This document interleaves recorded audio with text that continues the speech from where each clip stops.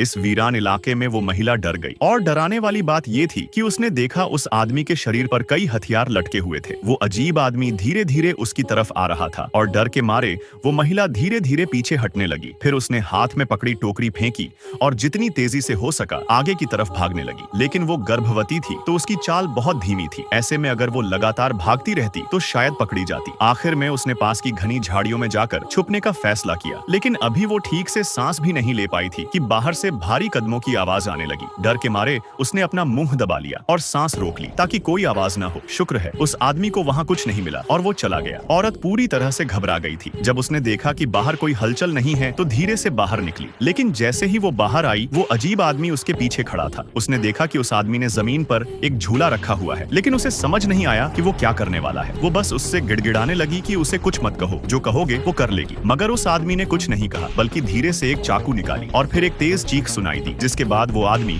उस झूले को उठाकर वहाँ से चला गया। उस झूले में से बच्चे के रोने की आवाजें आ रही थी। इससे अंदाजा लगाना मुश्किल नहीं था कि क्या हुआ होगा। एक दिन जैक अपनी गर्भवती मंगेतर को लेकर अपनी बहन के गांव गया ताकि वो वहीं कुछ दिन रह सके, क्योंकि जैक को बाहर जाना था और वो अपनी पत्नी को अकेले नहीं छोड़ना चाहता था। गांव पहुंचने पर जैक की बहन दौड़कर आई और अपनी होने वाली भाभी को गले लगाया। दोनों की आपसी बातचीत देखकर जैक को अच्छा लगा। जैक कुछ जरूरी बातें बताकर निकल गया और उसकी मंगेतर अपनी ननद के साथ घर में गई। लेकिन घर का माहौल अजीब था। दीवारों पर जानवरों के नमूने लगे थे और टेबल पर जानवरों की खाल रखी थी। औरत को थोड़ा अजीब लगा, लेकिन पहली बार घर आई थी इसलिए उसने कुछ नहीं कहा। फिर दोनों बात करने लगी। तभी बाहर किसी ने जोर जोर से दरवाजा खटखटाया। चूंकि घर सुनसान जगह पर था, ननद ने दरवाजे की झिल्ली से देखा सामने पड़ोस की किन्नी आंटी खड़ी थी। थोड़ी बातचीत के बाद वो चली गई। फिर दोनों वापस बैठकर जैक के बचपन की बातें करने लगी। तभी फिर से दरवाजे पर दस्तक हुई। इस बार ननद ने बिना देखे दरवाजा खोल दिया, लेकिन किसी ने हमला कर दिया। जैसे तैसे औरत ने दरवाजा बंद किया, लेकिन ननद बेहोश हो चुकी थी।